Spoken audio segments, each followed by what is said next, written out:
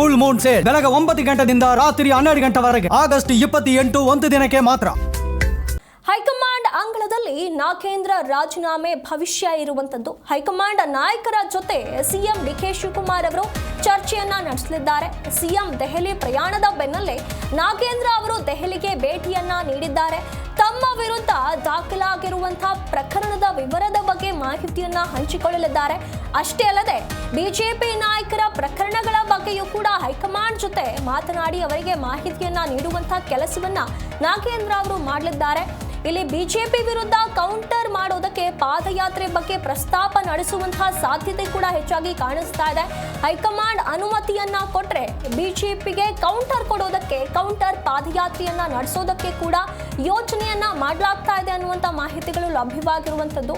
ಈಗ ಸಚಿವ ಬಿ ನಾಗೇಂದ್ರ ಅವರಿಗೆ ಆ ಸ್ಥಾನ ಏನ್ ಸಿಕ್ಕಿದೆ, ಸಚಿವ ಸ್ಥಾನ, ಆ ವಿಚಾರವಾಗಿ ಪಾದಯಾತ್ರೆಯನ್ನ ನಡೆಸಿದ್ರು, ಪ್ರೊಟೆಸ್ಟ್ ಅನ್ನ ನಡೆಸಿದ್ರು, ಕಪ್ಪು ಟಿ ಶರ್ಟ್ ಗಳನ್ನ ಧರಿಸಿ ರಾಜೀನಾಮೆ ಬೇಕೇ ಬೇಕು ಅಂತ ಹೇಳಿ ಬಿಜೆಪಿ ನಾಯಕರು ಪಟ್ಟು ಹಿಡಿತಿದ್ರು. ಹಾಗಾಗಿ ಈ ವಿಚಾರ, ನಾಗೇಂದ್ರ ಅವರ ರಾಜೀನಾಮೆ ವಿಚಾರ, ಆ ಭವಿಷ್ಯ ಈಗ ಹೈಕಮಾಂಡ್ ಅಂಗಳದಲ್ಲಿದೆ. ಹಾಗಾಗಿ ಹೈಕಮಾಂಡ್ ನಾಯಕರ ಜೊತೆ ಒಂದು ಕಡೆ ಸಿಎಂ ಡಿಕೆ ಶಿವಕುಮಾರ್ ಅವರು ಚರ್ಚೆ ನಡೆಸಲಿದ್ದಾರೆ, ಇನ್ನೊಂದು ಕಡೆ ದೆಹಲಿಗೆ ನಾಗೇಂದ್ರ ಅವರು ಕೂಡ ಪ್ರಯಾಣವನ್ನ ಬೆಳೆಸಿರುವಂತದ್ದು. ತಮ್ಮ ವಿರುದ್ಧ ಇರುವಂತಹ ದಾಖಲಾದ ಪ್ರಕರಣಗಳ ವಿವರ ಬಗ್ಗೆ ಕೂಡ ಎಲ್ಲ ಮಾಹಿತಿಯನ್ನ ನೀಡುವಂತಹ ಸಾಧ್ಯತೆ ಇದೆ. ಈ ಬಗ್ಗೆ ಹೆಚ್ಚಿನ ಮಾಹಿತಿಯನ್ನು ನಮ್ಮ ಪ್ರತಿನಿಧಿ ರಾಜಪ್ಪ ಸುತ್ತೂರು ನೀಡ್ತಾ ಹೋಗ್ತಾರೆ.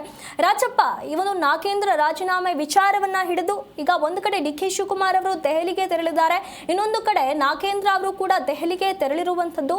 ಈಗ ಪ್ರೊಟೆಸ್ಟ್ ವಿಚಾರವಾಗಿ, ಪಾದಯಾತ್ರೆ ವಿಚಾರವಾಗಿ ಏನೆಲ್ಲ ಚರ್ಚೆ ಆಗಬಹುದು, ಇದಕ್ಕೆ ಗ್ರೀನ್ ಸಿಗ್ನಲ್ ಸಿಗಬಹುದು ಹೈಕಮಾಂಡ್ ಇಂದ? ಮುಖ್ಯಮಂತ್ರಿ ಡಿ ಕೆ ಶಿವಕುಮಾರ್ ಪ್ರಮುಖವಾಗಿ 3-4 ವಿಷಯಗಳಿಗೆ ಸಂಬಂಧಪಟ್ಟಂತೆ ಚರ್ಚೆ ನಡೆಸಲಿಕ್ಕೆ ದೆಹಲಿಗೆ ತೆರಳಿದ್ದಾರೆ.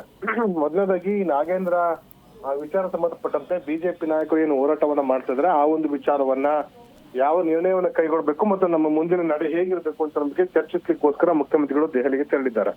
ಇದ್ರ ಜೊತೆಗೆ ರಾಜ್ಯದ ಹಲವಾರು ವಿಷಯಗಳ ಬಗ್ಗೆನೂ ಸಹ ಚರ್ಚೆಗೆ, ರಾಜಕಾರಣ ಬಗ್ಗೆ ಚರ್ಚಿಸಲಿಕ್ಕಿರಬಹುದು, ನಿಗಮ ಮಂಡಳಿ ಅಧ್ಯಕ್ಷರ ಆಯ್ಕೆ ಬಗ್ಗೆನೂ ಸಹ ಒಂದಷ್ಟು ಚರ್ಚೆ ನಡೆಸ್ತಾ ಇದೆ. ಉಳಿದಂತೆ ಈಗಾಗಲೇ ಖಾಲಿರುವಂತ ಒಂದು ಮಹಿಳಾ ಕೋಟಾವನ್ನ ಭರ್ತಿ ಮಾಡೋದ್ ಬಗ್ಗೆನೂ ಸಹ ಚರ್ಚೆ ನಡೀತಾ ಇದೆ. ಹಾಗಾಗಿ ಒಬ್ಬರ ಸಚಿವರನ್ನ ರಾಜೀನಾಮೆ ಕೊಡಿಸ್ತೇನೆ, ಆಗಿನ ಸಚಿವ ಸಂಪುಟವನ್ನ ಕೇವಲ ಖಾಲಿ ಇರುವಂತ ಸ್ಥಾನವನ್ನು ಭರ್ತಿ ಮಾಡ್ಬೇಕನ್ನೋದು ಮತ್ತು ಮಹಿಳಾ ಕೋಟಾದಲ್ಲಿ ಯಾರಿಗೆ ಸ್ಥಾನವನ್ನು ಕೊಡಬೇಕು ಅನ್ನೋ ಬಗ್ಗೆನೂ ಸಹ ಚರ್ಚೆ ನಡೆಸಲಾಗ್ತಾ ಇದೆ.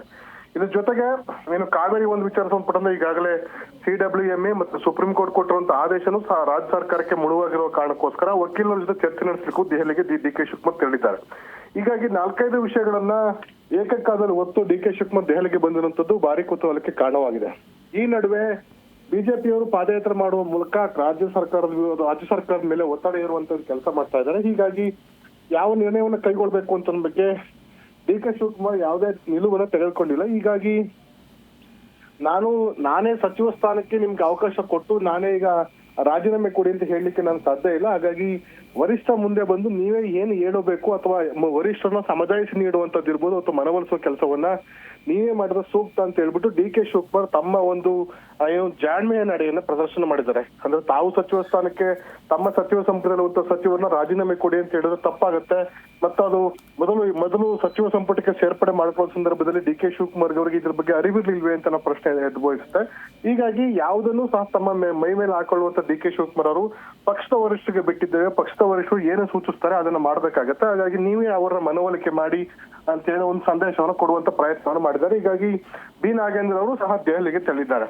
ಮಲ್ಲಿಕಾರ್ಜುನ್ ಖರ್ಗೆ ಅವರು ರಾಜ್ಯದಲ್ಲೇ ಇದ್ದಾರೆ. ಸುರ್ಜೇವಾಲಾ ಮತ್ತು ರಾಹುಲ್ ಗಾಂಧಿ ಭೇಟಿ ಮಾಡಬೇಕು ಅಂತ ಕಾರಣವನ್ನ ಮುಖ್ಯಮಂತ್ರಿಗಳು ಇಟ್ಕೊಂಡಿದ್ದಾರೆ. ಆದ್ರೆ ಸುರ್ಜೇವಾಲಾ ಅವರ ಭೇಟಿ ಮಾಡಬಹುದು, ರಾಹುಲ್ ಗಾಂಧಿ ಭೇಟಿಗೆ 12 ಗಂಟೆಗೆ ಮುಖ್ಯಮಂತ್ರಿಗಳ ಅವಕಾಶ ಕೊಡಲಾಗಿದೆ. ಆದ್ರೆ ನಾಗೇಂದ್ರಗೆ ಅವಕಾಶ ಸಿಕ್ಕಿದೆಯಾ ಅಂತ ಬಗ್ಗೆ ಇನ್ನೂ ಸಹ ಮಾಹಿತಿ ಲಭ್ಯವಾಗ್ತಾ ಇಲ್ಲ. ಇದ್ರ ಜೊತೆಗೆ ಏನು ನಿಗಮ ಮಂಡಳಿ ಅಧ್ಯಕ್ಷ ಸ್ಥಾನ ಖಾಲಿ ಇದೆ, ಆ ನಿಗಮ ಮಂಡಳಿ ಅಧ್ಯಕ್ಷ ಸ್ಥಾನ ಅಸಮಾಧಾನಗೊಂಡಿರುವ ಶಾಸಕರಿಗೆ ನಿಗಮ ಮಂಡಳಿ ಅಧ್ಯಕ್ಷ ಸ್ಥಾನ ಕೊಡಬೇಕು ಅಂತ ಅನ್ನೋದು, ಮತ್ತು ಕರ್ನಾಟಕದಲ್ಲಿ ಏನು ಶತಮಾನೋತ್ಸವ ಹಿನ್ನೆಲೆ, ಗಾಂಧಿ ಶತಮಾನೋತ್ಸವ ಹಿನ್ನೆಲೆಯಲ್ಲಿ ಕಾಂಗ್ರೆಸ್ 100 ಭವನಗಳನ್ನ ಕಾಂಗ್ರೆಸ್ ಭವನ ನಿರ್ಮಾಣ ಮಾಡ್ಲಿಕ್ಕೋಸ್ಕರ ಡಿ ಕೆ ಶಿವಕುಮಾರ್ ಅವರು ಸಂಕಲ್ಪ ತೊಟ್ಟಿದ್ರು.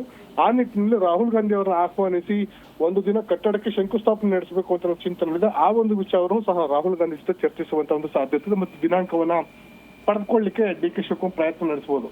ಇನ್ನು ಮೂರನೇದಾಗಿ ಈಗಾಗಲೇ ಇರುವಂತದಲ್ಲಿ ಮಹಿಳಾ ಕೋಟಾವನ್ನು ಯಾರು ಕೊಡ್ಬೇಕು ಅಂತ ಅನ್ನೋದು, ಒಂದು ವೇಳೆ ನಾಗೇಂದ್ರ ರಾಜೀನಾಮೆ ಕೊಟ್ಟಿದ್ದಾದ್ರೆ ತಮ್ಮ ಸ್ಥಾನಕ್ಕೆ ಬಳ್ಳಾರಿಯಿಂದ ಏನು ಮಹಿಳಾ ಕೋಟದಲ್ಲಿ ಅನ್ನಪೂರ್ಣ ತೂಕಾರಂಬಿ ಸಚಿವ ಸ್ಥಾನ ಕೊಡ್ಬೋದು ಅಂತ ಒಂದು ಚಿಂತನೆಯಲ್ಲಿ ಇದ್ದಾರೆ. ಆಗ ಯಾಕಂದ್ರೆ ಈ ಕಡೆ KH ಮುನಿಯಪ್ಪರು ರಾಜೀನಾಮೆ ಕೊಡೋದಿಲ್ಲ ಅಂತ ನಿರ್ಧಾರ ಮಾಡಿರೋ ಕಾರಣಕ್ಕೋಸ್ಕರ ಮಹಿಳಾ ಕೋಟದಲ್ಲಿ ಇಲ್ಲ ಲಕ್ಷ್ಮೀ ಹೆಬ್ಬಾಳ್ಕರ್ಗೆ ಕೊಡ್ಬೇಕು ಅಥವಾ ಅನ್ನಪೂರ್ಣ ತೂಕಾರಂ ಕೊಡ್ಬೇಕಾಗತ್ತೆ. ಹಾಗಾಗಿ ಬಳ್ಳಾರಿಯಿಂದ ಬಿ ನಾಗೇಂದ್ರ ಒಂದ್ ವೇಳೆ ರಾಜೀನಾಮೆ ಕೊಟ್ಟಿದ್ದಲ್ಲಿ ಆ ಒಂದು ಸ್ಥಾನವನ್ನು ಸಹ ST ಕೋಟ ಮತ್ತು ಮಹಿಳಾ ಕೋಟ ಎರಡೂ ಸಹ ಫಿಲ್ ಆಗುತ್ತೆ ಅಂತ ಚಿಂತನೆ DK ಶಿವಕುಮಾರ್ ಇದ್ದಾರೆ. ಹೀಗಾಗಿ ಇನ್ನು ಒಬ್ರು ಇಬ್ಬರನ್ನ ರಾಜೀನಾಮೆ ಕೊಡಿಸ್ಬೇಕು ಒಕ್ಕಲಿಗ ಕೋಟದಲ್ಲಿ ಅಂತ ಹೇಳಿ ಕೃಷ್ಣಪ್ಪನವರನ್ನು ತೆಗೆದುಕೊಳ್ಳೋಕೋಸ್ಕರ ಚಿಂತನೆ ನಡೆಸಿದೆ. ಇವೆಲ್ಲವನ್ನೂ ಸಹ ಪಕ್ಷದ ವರಿಷ್ಠರ ಚರ್ಚಿಸಿ ಅಂತಿಮ ನಿರ್ಣಯವನ್ನು DK ಶಿವಕುಮಾರ್ ಕೈಗೊಳ್ತಾರೆ ಅಥವಾ ವರಿಷ್ಠರು ಏನ್ ಸೂಚಿಸ್ತಾರೆ ಆ ಒಂದು ತೀರ್ಮಾನವನ್ನು ಕೈಗೊಳ್ಳುವಂತ ಸಾಧ್ಯತೆ ಇದೆ. ಸುನಿಧಿ, ಧನ್ಯವಾದಗಳು ರಾಜಪ್ಪ ನಿಮ್ಮೆಲ್ಲ ಮಾಹಿತಿಗಾಗಿ.